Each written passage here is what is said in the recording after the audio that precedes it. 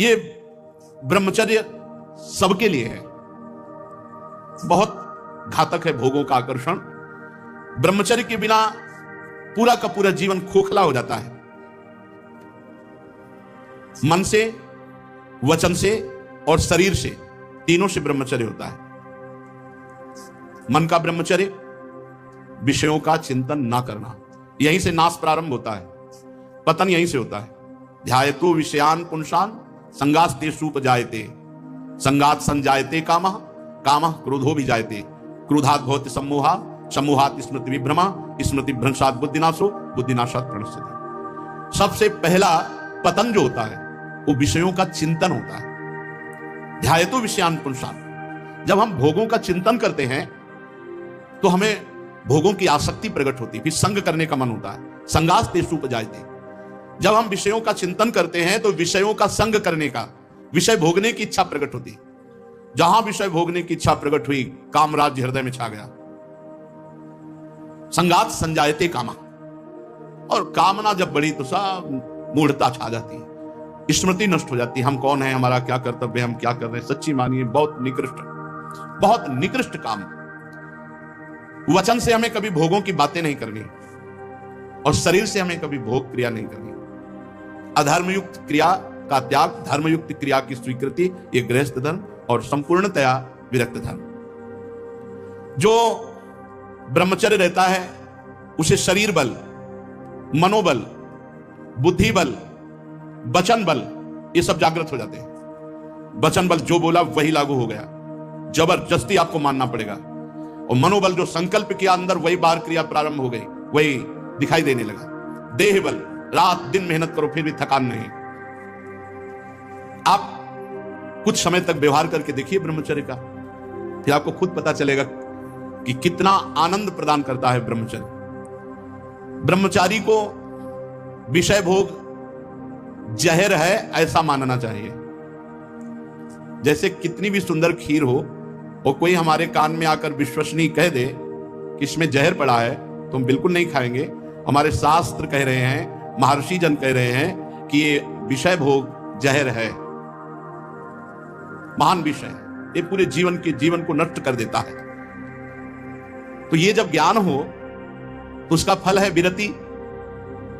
जब हमें ज्ञान हो गया तो उससे हमें वैराग्य होना चाहिए, पर नहीं, ये ज्ञान तो है कि भोगों में सुख नहीं है, भोग दुख रूप है, भोग जहर के समान है। कैसा ज्ञान है? वाचिक ज्ञान, उपदेश देने के लिए। लेकिन जब भोग सामने आते हैं तब ये ज्ञान काम नहीं करता। यदि उपासक भोगों से भयभीत हो जाए तो बच जाए, बहादुरी नहीं, भागना पड़ेगा इसमें। एक बार पूज्यपाद सिउड़िया बाबा जी ने स्वप्न देखा। स्वप्न में भी कितने सावधान हैं। भिक्षामदेहि, एक घर में आवाज लगाई, नारायण नारायण। तो एक माई निकली, सुंदर अप्सरा, हीरे जवाहरात से, रत्नों से भरी हुई थाल। आवाज एक घर में लगाई, सैकड़ों घरों से निकल आई और सब एक से एक सुंदर, और चारों तरफ से घेर लिया और मुस्कुराना, हाव भाव प्रकट करना। बाबा भागे और बहुत जोर के भागे और कई किलोमीटर तक भागते रहे।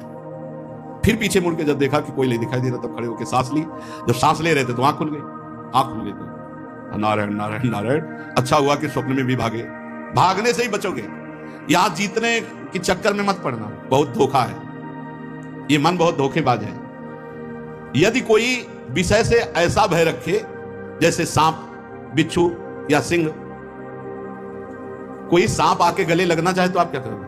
भागोगे ना। और बाघ देख लो, सिंह देख लो, भागोगे ना। ऐसे ही विषय भोग की इच्छा वाले कोई शरीर तुम्हारे नजदीक आ रहा है और तुम्हें भय नहीं लग रहा है, इसका मतलब है मरना चाहते हो, भ्रष्ट होना चाहते हो, नष्ट होना चाहते हो। सिंह आ रहा तुम्हें भागना नहीं सुनाई दिया, सांप दौड़ रहा है तुम्हारी तो भागना नहीं सुनाई दिया। ऐसे ही भोग तुम्हारी तरफ आ रहा है, तुम भागे नहीं, मरना चाहते, मरोगे तुम। को मदांधो मदना तुरुआ, भगवान शंकराचार्य जी से पूछा, को अंधों में बड़ा अंधा कौन है? बोले जिसको काम सता जाए, जो काम से युक्त हो गया, काम से व्याकुल हो गया, वो सबसे बड़ा अंधा है, वो कुछ नहीं समझ पाएगा। आप बड़े मजे से भोग को देखते हैं और भोगते हैं और फिर विचार करें ब्रह्मचर्य असंभव। जैसे जलेबी है, एक बार चख लिया तो जलेबी नाम लेते ही वो कुरकुराहट वो मुंह में आ जाएगा, नहीं आ जाएगा? इसे कहते हैं तृष्णा। भोग भोगा, अब वो तृष्णा जहर की तरह तुम्हारे हृदय में बस गई। अब वो भगवान ने निकाले तो निकाले, नहीं तो पूरा जीवन भर मार देगी। भोगों का जहर तृष्णा। तृष्णा अनंत जन्मों से हम भोगते चले आ रहे हैं, इसलिए हमारी परवशता हो गई है। परवशता, इंद्रिय और भोगों में विवशता, हम हार चुके हैं। लेकिन मोक्ष का रास्ता जितेंद्रियता से जुड़ता है, परवशता से नहीं। इसलिए आपको इंद्रियों के भोगों से जीतना पड़ेगा, लड़ना पड़ेगा। भटकते रहने से ये जन्म भी चला जाएगा, जैसे और जन्म चले गए। बहुत बार ये सब भोगा है। देवराज इंद्र भी बने होंगे कभी ना कभी, बहुत बार सब। लेकिन भगवान के प्रेमी भक्त कभी नहीं बने जिंदगी में, पक्की बात। इस बार अवसर मिला है भगवान से प्रेम करने का। कोल्ले जी अल्ले जी के चरित्र में नहीं आता कि बचपन से बैरागी, वो एक राजा की उपवन वाटिका में वो शयन कर रहे थे, वहीं वो सब राजकुमार और सब वैभव सब देख करके उनके मन में ऐसी लालसा आ गई कि यार ये सुख तो बहुत बढ़िया है। तो भगवत प्राप्ति रुक गई और उनका अगला जन्म हुआ और राजकुमार से मित्रता हुई और सारे भोग उनको मिले। अगर कोई वासना लेकर इस मार्ग में, तो फिर पहले वासना पूर्ति होती है।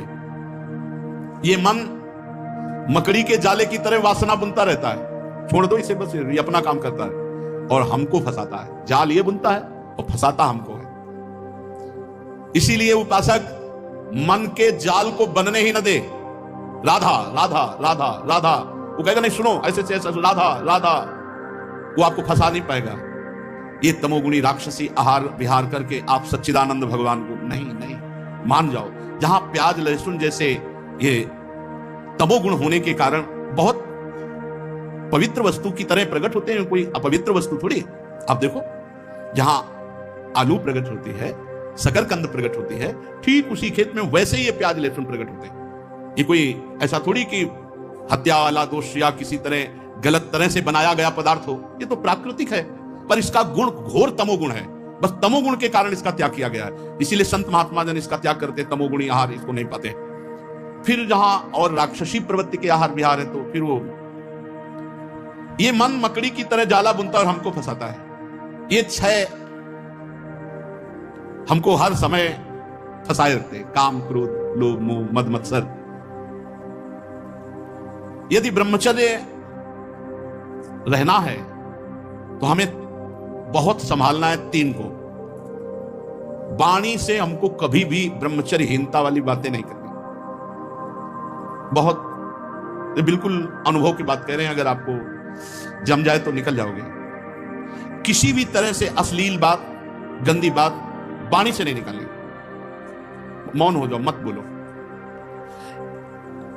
बहुत चीजें ऐसी होती हैं जो अनुभव करके बोली जाती हैं। वाणी से आप रोज किसी से कहो झूठी ऐसे, मैं आपके बिना नहीं जी सकता, मैं आपके बिना नहीं जी सकता। एक दिन आपके मन में आ जाएगा मैं आपके बिना नहीं जी सकता। एक दिन आप स्वीकृति स्वयं में कर लेंगे कि मैं आपके बिना नहीं जी सकता। वाणी से बोलते रहो, तुम देख लेना, एक दिन किसी एक से बोलते रहो मैं आपके बिना नहीं जी सकता। फिर दूसरे दिन बोलना मैं आपके, कुछ दिन में मन से आ जाएगा मैं आपके बिना नहीं जी सकता। फिर स्वयं में आ जाएगा मैं आपके बिना नहीं जी सकता। जब हम वाणी से गंदी बातें करते हैं तो तुरंत मन उसका चिंतन करता है और वो उल्लसित हो जाता है। इसलिए वाणी से पहला ब्रह्मचर्य। हमें रसना कटो जो अन्न रटो। अन्न बात जो प्रियालाल से विमुख करने वाली बात, जो कुत्सित बात, विकार है, जो विकार बढ़ाने वाली गंदी बात है, वो हमें नहीं करनी। नियम ले लो, नहीं करनी। आज से नियम ले लेते। जितने लोग कथा सुन रहे हैं, कोई इसमें पैसा लगने की बात नहीं। वाणी से हम गंदी बात, अश्लील बात, गलत बात नहीं बोलेंगे। वाणी का ब्रह्मचर्य। वाणी से गंदी बात नहीं बोलेंगे, अश्लील बात नहीं बोलेंगे, जो भगवत विमुख करने वाली बात है हम नहीं बोलेंगे। नियम ले लो, कोई कसम खाने की बात थोड़ी कर। नियम ले लो, जहां ऐसी बात आवे मौन हो जाओ। दूसरी बात, श्रवणेंद्रिय से हम कभी अश्लील बात नहीं सुनेंगे, गंदी बात नहीं सुनेंगे। बहुत प्रभाव पड़ता है, बहुत प्रभाव पड़ता है। श्रवणेंद्रिय से जो हम सुनते हैं उसका तत्काल मन पकड़ करके मनन करता है और वो उसी तरफ चल पड़ता है जिस तरफ की बात हम सुनते हैं। और नेत्रेंद्रिय से जो हम देखते हैं वो बहुत तुरंत प्रभाव पड़ता है। देखो, नेत्रेंद्रिय से ऐसी कोई ग्रंथ मत पढ़ो, कापी, ऐसी पुस्तिका जो ब्रह्मचर्यहीनता वाली है। ऐसे कोई दृश्य मोबाइल से मत देखो जो ब्रह्मचर्यहीनता वाले हैं। ऐसे कोई दृश्य बाहर मत देखो, पशु पक्षी आदि मैथुन करते हुए, ऐसे कभी मत देखो। इसका बहुत बड़ा प्रभाव होता है। अगर इन 3 का संयम कर सको तो आपके ब्रह्मचर्य में बहुत लाभ मिलेगा। पहला वाणी से, दूसरा श्रवणेंद्रिय से, तीसरा नेत्रेंद्रिय से। और खास बात यह है कि जिससे हमारा ब्रह्मचर्य नष्ट होता है उससे सानिध्य न देखें। ऐसी कोई क्रिया, ऐसे कोई व्यक्ति का संयोग जो हमारे ब्रह्मचर्य का घात करे, बहुत बहुत सावधान है। पर ये ऐसा दलदल है कि एक बार जो फंस गया भगवान ही निकाल सकते हैं। जिस समय मन अपने स्वरूप में आया वो सब करवा लेगा। बहुत विचित्र है, बहुत विचित्र है, बहुत विचित्र मन का खेल। हमें ऐसा कोई रिश्ता, नाता, कोई संबंध जो हमारे ब्रह्मचर्य को नष्ट कर रहा है, दूरी बनानी चाहिए। और भोजन का ब्रह्मचर्य पर बहुत बड़ा प्रभाव है। यदि आप अधिक मिर्च वाली, घर में ही बना के करें, अधिक मिर्च वाली, अधिक तेल घी वाली ये पदार्थ पाएंगे तो ब्रह्मचर्य स्वाभाविक नष्ट हो जाएगा बिना किसी क्रिया के। ब्रह्मचारी को एक बीमार की तरह भोजन पाना चाहिए। जैसे मूंग की दाल है, घिया की सब्जी, रोटी, बस क्योंकि उसे पावर की जरूरत नहीं है, उसे अधिक पावर की जरूरत नहीं। स्वयं में सामर्थ्य सुरक्षित है, इसलिए बाहरी पदार्थों से बादाम चबा रहे हैं, काजू चबा रहे हैं, हलवा खा रहे हैं और बहुत प्रकार के मीठा आदि। मीठा तो ब्रह्मचर्य में थोड़ा बस ले ले, इसके बाद अधिक मीठा भी वो जहर का काम करेगा, स्वाभाविक ब्रह्मचर्य को नष्ट कर देगा। जो भोजन कब्जियत बनाती है, अगर ऐसा भोजन पाया जाएगा तो ब्रह्मचर्य अपने आप स्वप्न दोष के रूप में नष्ट हो जाएगा। सात्विक भोजन, पेट साफ, बहुत आवश्यक। हल्का भोजन, कम मात्रा में, पेट उधर, तो बहुत सुंदर आपके भजन की वृत्ति बढ़ेगी। आपका ब्रह्मचर्य बहुत लंबे समय तक अबाध चलेगा। बाजार की वस्तु तो ब्रह्मचारी होकर बाजार की वस्तु तो मुझे समझ में नहीं आता। बाजार की वस्तु तो नहीं खानी चाहिए। बनी हुई, बाजार की वस्तु में बनी हुई एक ही चीज को आप गौर से पा करके किसी एक चीज को बाजार की, फिर देखो आपके अंदर स्फुरणा क्या होती है। पहले कैसे हो रही थी, फिर कैसे हो रही। और आप पवित्र भोग लगा के श्री जी को पवा के पा के फिर देखो कैसी स्फुरणा हो रही भजन की। भजन परम पवित्र वस्तु, ऐसे थोड़ी होता तुम जहां तहां अन्न खात सखी कहत आप खात, सकल देव से द्वंद जात रात सर्व सोई। सेवक जी महाराज जहां तहां अन्न खाते। बाजार का भोजन हो, बोले ब्रह्मचारी जी हैं, नहीं हो पाएगा भाई, ब्रह्मचर्य नहीं हो पाएगा। हाँ, नाम लिख सकते हो, टाइटल तो बन सकता है, लेकिन सही माने में आपका ब्रह्मचर्य, जब तक आपका आहार शुद्ध, अगर अपने धर्म को सुरक्षित रखना चाहते हो तो बाजार का भोजन। और छोटे छोटे बच्चों में बहुत सी गलतियां ऐसी आ चुकी हैं जो उनके जीवन को नष्ट कर रही हैं। हमें ऐसे कई बच्चे मिले हैं, तो माता पिता को चाहिए कि छोटे बच्चों से भी मित्रता का व्यवहार करें, उनको इतना फ्री करें कि वो आपसे अपनी बात बता सकें और आप उनको सही दिशा दे सकें। नहीं जैसे 13-14 वर्ष के बच्चे हैं और ये गंदी क्रिया कर रहे हैं, इनका जीवन बहुत बुरी तरह नष्ट हो जाएगा। ये गृहस्थी लायक नहीं रहेंगे। विरक्ति तो बहुत बड़ी बात रह गई, ये गृहस्थी लायक नहीं रहेंगे, संतान उत्पन्न करने लायक नहीं रहेंगे।